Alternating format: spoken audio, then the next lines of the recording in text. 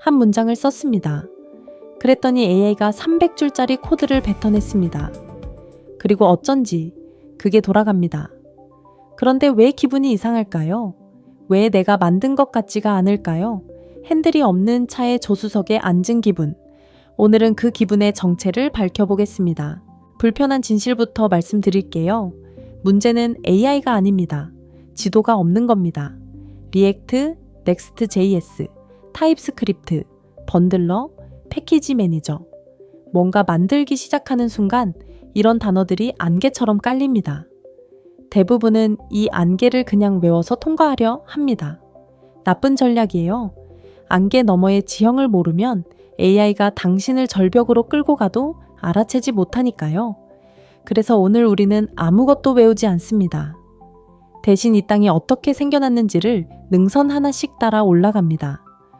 모든 봉구리에는 그게 솟아오른 이유가 있고 그 인과를 따라가면 외울 게 없어집니다. 끝까지 오시면 안개는 그냥 사라져 있을 겁니다. 첫 번째 구역, 프론트엔드에 오신 걸 환영합니다. 사용자가 실제로 발을 딛는 땅입니다. 눈으로 보고 손으로 누르고 마음에 안 들면 별점 하나를 주는 바로 그 땅이죠. 그리고 그 땅에서 가장 오래된 지층이 개발을 시작한 사람이 첫날에 반드시 걸려 넘어지는 자리입니다. 정확히 거기서 출발하겠습니다. 질문 하나 드릴게요. 인터넷과 웹 같은 말이죠?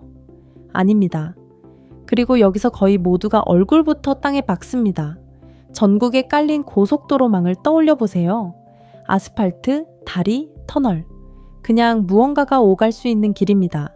택배 트럭이든 구급차든 그 위로 뭐가 달리든 도로는 상관하지 않아요. 그 도로망이 바로 인터넷입니다. 전 세계 컴퓨터를 물리적으로 이어놓은 회선이죠. 그럼 웹은 뭘까요? 그 도로 위를 달리는 우편 시스템 하나입니다. 주소가 적힌 문서를 요청하면 그 주소의 주인이 문서를 보내준다. 딱 이 한 가지 일을 합니다. 그리고 여기가 핵심이에요. 그 도로를 달리는 손님이 웹만 있는 게 아닙니다. 이메일도 게임의 실시간 통신도 전부 다른 차량입니다. 웹과 나란히 달려요. 그러니 다음번에 와이파이는 떠 있는데 아무것도 안 열릴 때 이제 아실 겁니다. 우리 집 앞 골목은 멀쩡한데 큰 길이 막힌 겁니다. 그럼 이 도로 위에 우편 시스템을 올린 사람은 누굴까요? 좀 김새는 사실을 알려드리겠습니다. 우리가 매일 밟고 사는 이 거대한 대륙은 한 사람이 회사에서 살짝 짜증이 난 데서 시작됐습니다. 1989년 스위스 상골의 물리학 연구소 셀은 거기서 일하던 영국인 과학자 팀 버너스리에게 사소한 고민이 있었어요. 연구소에 자료는 넘치는데 누가 뭘 어디에 뒀는지 도무지 찾을 수가 없었던 겁니다. 그래서 제안서를 씁니다. 발상은 딱 한 줄이에요. 문서 안에 다른 문서로 건너뛰는 길을 심자. 이 건너뛰는 길이 하이퍼링크고요. HTML의 맨 앞 글자 HG가 여기서 나왔습니다. 건너뛸 수 있는 글이라는 뜻입니다. 그 한 줄의 링크가 수십억 개로 불어나면서 전 세계의 문서가 거미줄처럼 엮였습니다. 그래서 이름이 웹, 거미줄이에요. 아, 그런데 하마터면 다른 이름이 될 뻔했습니다. 후보 중에 정보 광산이 있었는데요. 화면을 보시면 약자가 T, I, M, 팀. 자기 이름이 나옵니다. 그래서 본인이 탈락시켰어요. 그 다음 후보는 발음이 엉망처럼 들려서 또 탈락시켰고요. 장명의 이렇게 깐깐했으니까 이 이름이 30년을 버틴 거겠죠? 자, 문서를 잇는 시스템을 만들기로 했습니다. 최소한 뭐가 필요할까요? 3가지입니다. 그리고 버너스리는 이 셋을 1990년 한 해에 거의 동시에 만들어냅니다. 첫째, 문서를 어떻게 쓸지에 대한 규칙. 제목은 제목답게, 링크는 링크답게 표시하려면 약속된 표기법이 있어야죠. 이게 HTML, 땅의 구조도입니다. 무엇으로 이루어졌네에 답합니다.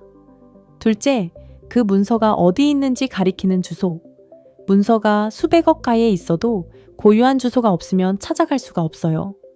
이게 URL, 지도 위의 좌표입니다. 어디에 있나에 답합니다. 셋째, 그 문서를 어떻게 주고받을지에 대한 약속. 내가 요청하면 상대가 응답한다. 이 형식이 HTTP입니다. 어떻게 주고받나에 답합니다. 이름이 비슷비슷해서 헷갈리기 딱 좋은데요. 각자 무슨 질문에 답하는지만 잡아두세요. 무엇, 어디, 어떻게. 여기서 HTTP의 성격을 하나만 박아두겠습니다. 앞으로 겪을 골칫거리의 절반이 여기서 나오거든요.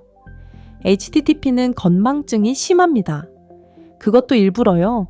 요청보 하나를 처리하고 응답을 보내고 나면 방금 누가 뭘 물어봤는지 깨끗이 잊어버립니다. 다음에 또 문을 두드리면 처음 뵙겠습니다 하고 응대해요. 어려운 말로 상태가 없다, 스테이트리스라고 합니다.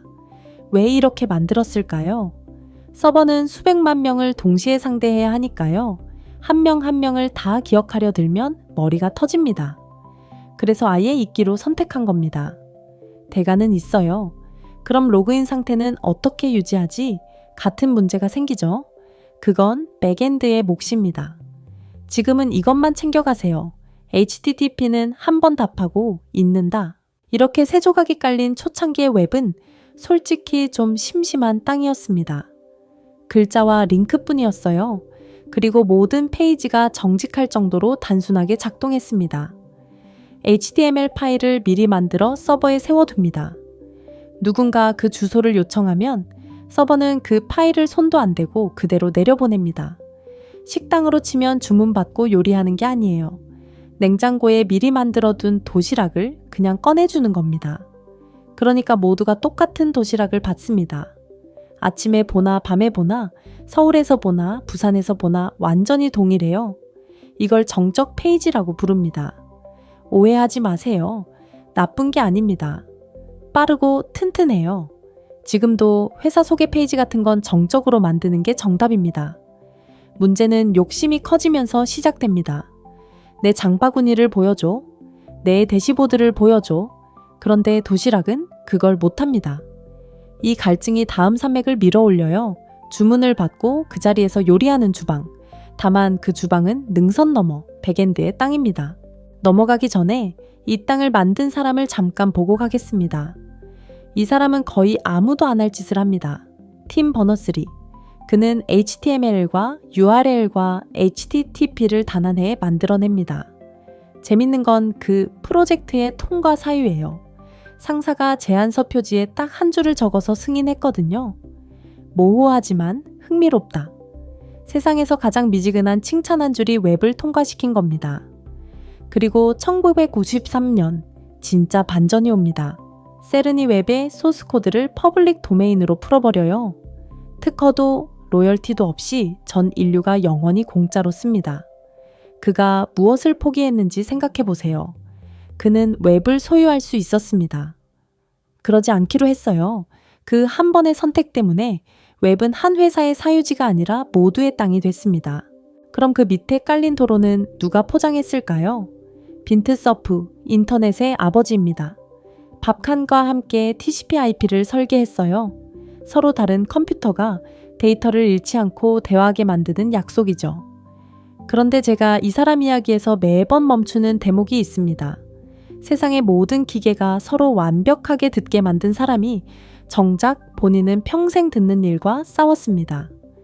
육주조산아로 태어나 진행성 청력 손실을 안고 살았고 13살부터 보청기를 썼어요. 그의 아내 시그리드도 어릴 적 청력을 잃은 농인이었는데요. 두 사람이 처음 만난 곳이 보청기 판매점이었습니다. 세상의 도로를 깐 사람이 그 도로가 누구도 소외시키면 안 된다고 평생 외쳤습니다. 자, 맨 땅은 생겼습니다. 이제 색을 칠하고 움직이게 만들 차례입니다. 초창기 개발자들은 색깔이고 글꼴이고 전부 HTML 안에 직접 박아 넣었습니다. 이 제목은 빨강, 굵게 를 글자, 바로 옆에 적는 식이죠. 페이지가 하나면 견딜만 합니다. 그런데 페이지가 100개라고 상상해 보세요. 상사가 말합니다. 사이트 전체의 빨강을 파랑으로 바꿔주세요. 색 지정이 100개 파일에 흩어져 있습니다. 100개를 다 열어서 하나씩 고쳐야 해요. 하나라도 빠뜨리면 거기만 고집스럽게 빨간 채로 남고요. 이건 개발이 아니라 두더지 잡기입니다. 여기서 CSS가 등장합니다. 발상은 단순하고 또 천재적이에요. 구조와 표현을 갈라놓자. HTML은 의미만 담고 CSS라는 별도 파일이 모양을 전부 맞습니다. 이제 한 곳에서 빨강을 파랑으로 한 번만 바꾸면 모든 페이지가 일제히 바뀝니다.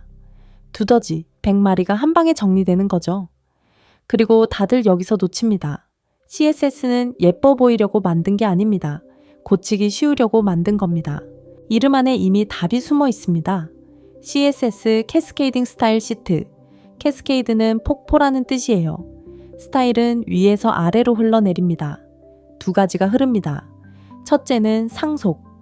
본문 전체의 글꼴을 한 번 정하면 그 안에 든 문단들이 같은 글꼴을 자연히 물려받습니다. 둘째는 우선순위.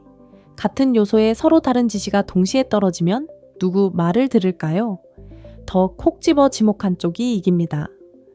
모든 문단은 검정보다 이 문단은 빨강, 이 더 구체적이니까 빨강이 이겨요. 회사로 치면 이렇습니다. 전 직원에게 뿌린 공지 메일보다 팀장이 내 자리로 걸어와서 하는 말이 훨씬 셉니다. 광역방송은 현장 지시를 못 이겨요. 그러니까 분명히 색을 줬는데 안 먹는다. 이건 거의 항상 버그가 아닙니다. 10중8구 더 구체적인 규칙이 내 지시를 조용히 덮어 쓴 겁니다. 흐름과 우선순위. 이 두 단어면 CSS의 8알이 납득됩니다. 색은 칠했습니다. 그런데 이 땅은 여전히 죽어 있어요. 버튼을 눌러도 아무 일이 없습니다. 그러다 1995년 넷스케이프라는 회사가 자기 브라우저에 넣을 언어를 단 열흘 만에 급조합니다. 열흘이요. 그게 자바스크립트입니다. 그런데 진짜 놀라운 건 열흘이 아니에요. 그 졸속 마감으로 태어난 언어가 30년이 지난 지금 웹 전체를 굴리고 있다는 겁니다. 자, 여기서 프로그래밍 세계에서 가장 흔한 오해를 지금 끊어놓겠습니다. 자바와 자바스크립트는 다른 언어입니다. 이름이 닮은 건 순전히 마케팅 편승이에요. 당시에 자바가 잘 나갔거든요. 그 인기에 묻어가려고 비슷한 이름을 붙인 겁니다. 둘의 관계가 어느 정도냐면요. 기타와 기타리스트 사이가 아닙니다. 표범과 표고버섯 사이입니다. 앞 글자가 같습니다. 그게 관계의 전부예요. 이걸 헷갈린 채로 AI에게 지시하면 브라우저에서 돌아가야 할 코드가 왜 엉뚱한 언어로 나왔는지 한참을 헤맵니다. 그럼 자바스크립트는 페이지를 어떻게 주무를까요? 만질 대상이 있어야겠죠. 그게 디옴입니다. 브라우저는 HTML을 읽는 순간 페이지 전체를 머릿속에 다시 씁니다. 글자가 아니라 살아있는 모형으로요. 평평한 종이 지도를 입체 미니어처 도시로 세워 올린다고 생각하시면 됩니다. 자바스크립트는 종이를 다시 쓰지 않습니다. 이 미니어처에 손을 넣어 건물 하나를 잡고 색을 바꾸고 새 건물을 세우고 하나를 헐어냅니다. 그 변화를 언제 일으킬지는 이벤트가 정합니다. 클릭, 키, 입력, 스크롤. 자바스크립트는 미리 줄을 메어둬요. 초인종이 울리면 문을 열어라. 신호가 들어온다. 모형이 바뀐다. 화면이 반응한다. 이 흐름이 모든 웹의 심장입니다. 셋을 한 번에 붙잡는 깔끔한 방법을 알려드릴게요. 무대를 떠올리시면 됩니다. HTML은 무대 세팅입니다. 무엇이 놓여 있는가? CSS는 조명과 의상입니다. 그게 어떻게 보이는가? 그리고 자바스크립트는 공연 중에 뛰어다니며 소품을 갈아 끼우는 무대 감독입니다. 어떻게 움직이는가? 같은 무대, 서로 다른 세 가지 일입니다. 셋은 경쟁자가 아니라 분업자예요. 이 경계가 흐려지면 아까 그 두더지 잡기로 끌려갑니다. 그런데 땅이 움직이기 시작하자마자 새 악몽이 기어 나옵니다. 브라우저가 한 종류가 아니었던 겁니다. 1990년대 후반, 넷스케이프와 마이크로소프트의 인터넷 익스플로러가 점유율을 두고 격돌합니다. 우리가 브라우저 전쟁이라고 부르는 시기죠. 문제는 싸우는 방식이었어요.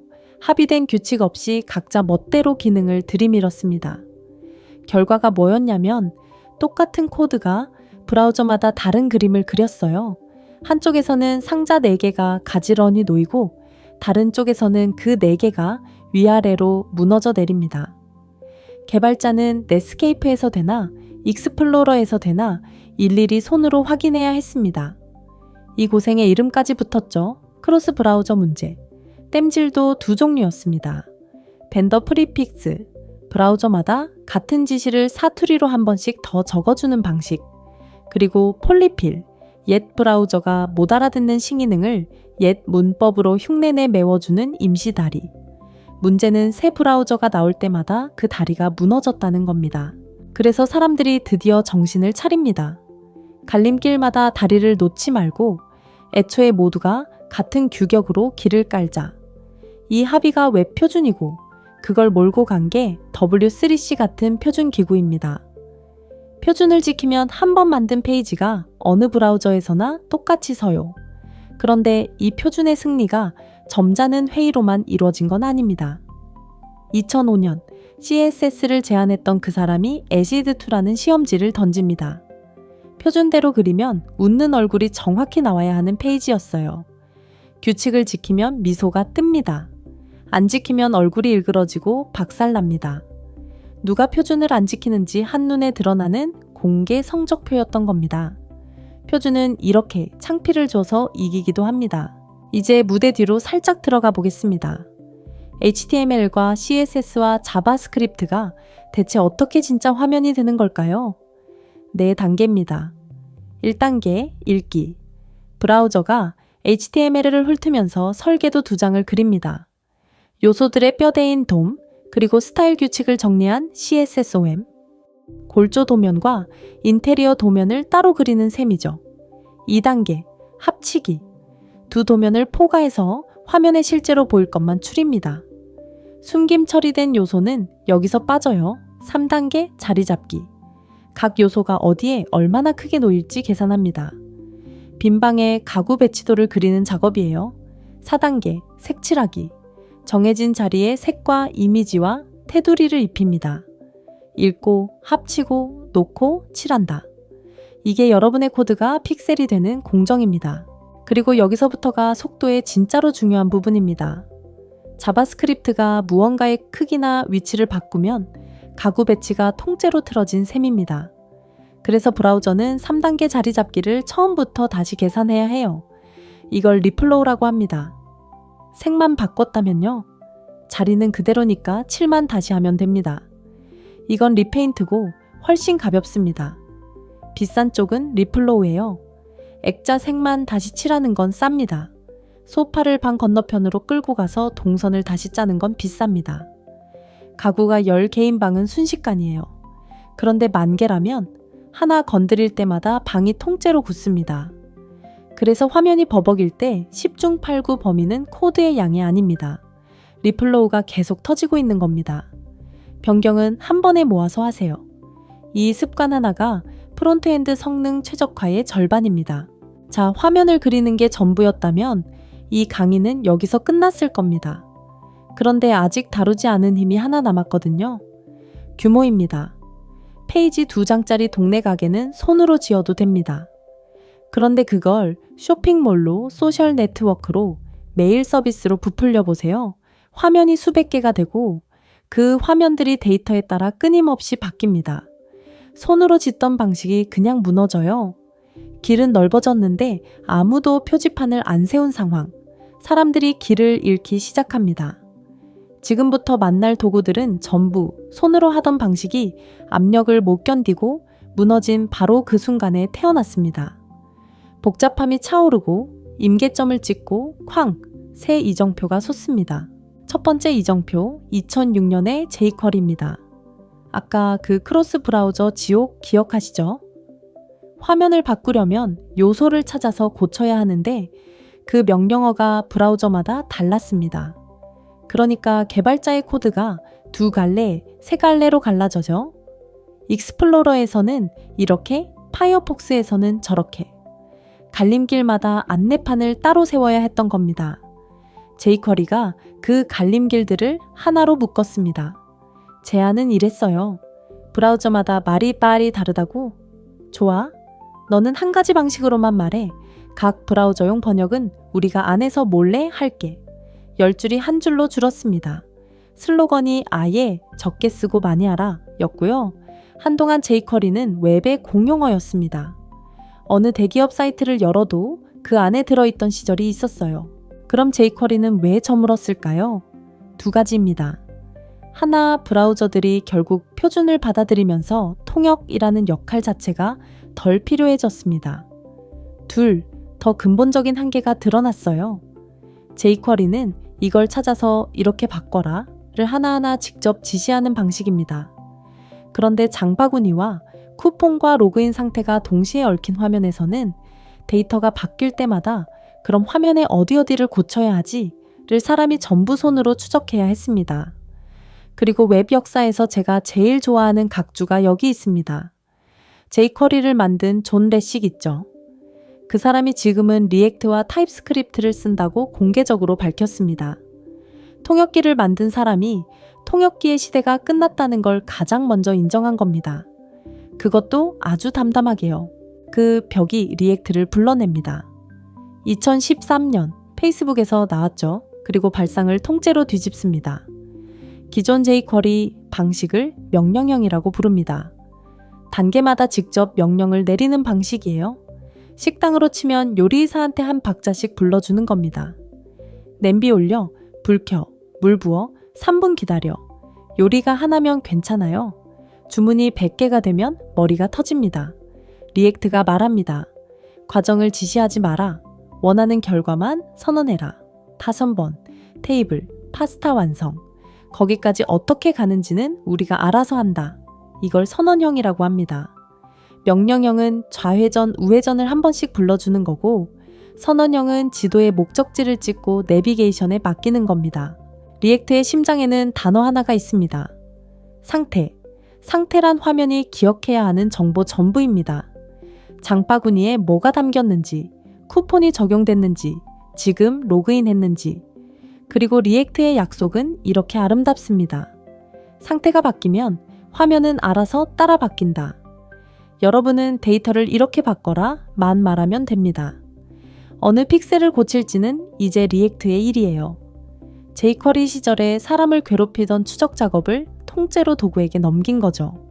두 개만 더 짚겠습니다. 컴포넌트, 재사용하는 부품입니다. 상품 카드가 1000개 있다고 카드를 1000번 만들지 않아요. 틀 하나를 만들고 내용물만 갈아 끼워 찍어냅니다. 레고 블록이죠. 그리고 추상화, 커피 머신 같은 거예요. 버튼을 누르면 커피가 나오고 안에서 원두가 갈리는 과정은 평생 몰라도 됩니다.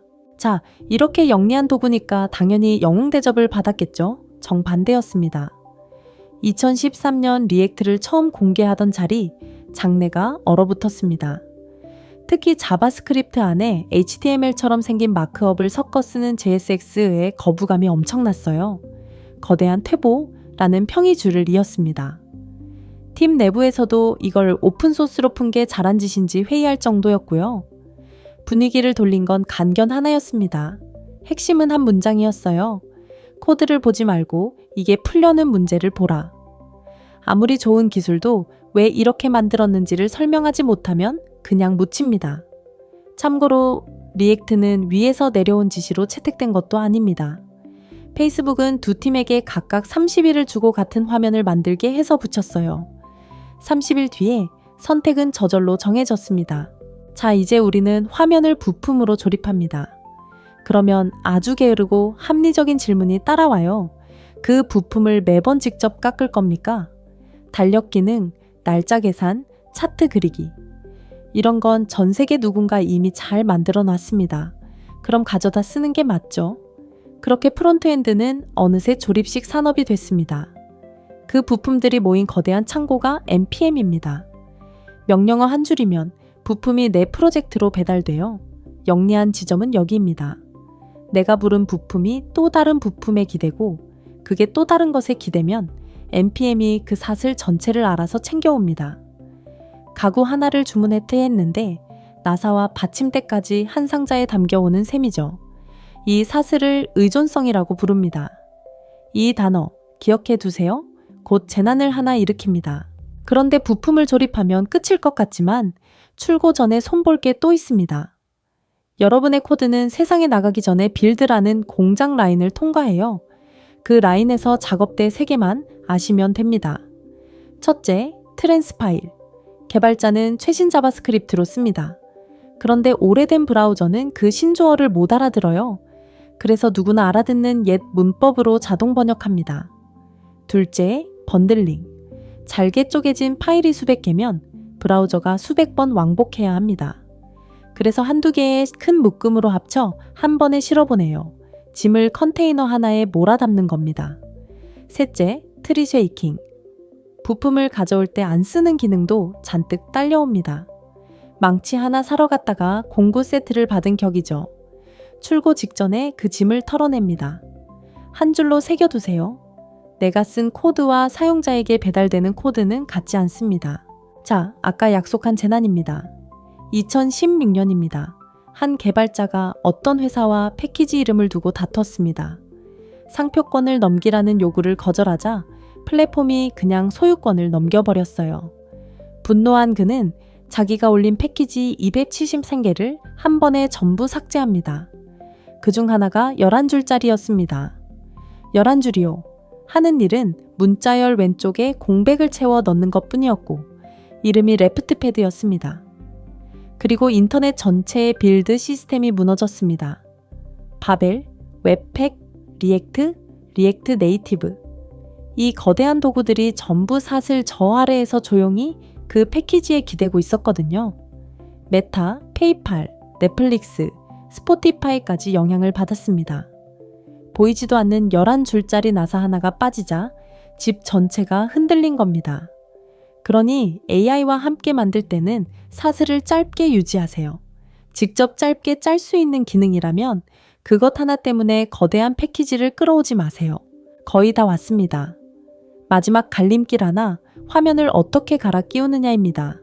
옛날 방식 MPA. 페이지마다 완성된 문서가 서버에 따로 있습니다. 클릭할 때마다 그 문서를 통째로 새로 받아오니까 화면이 하얗게 깜빡였다가 다시 그려지죠. 방을 옮길 때마다 현관으로 나갔다 다시 들어오는 셈이에요.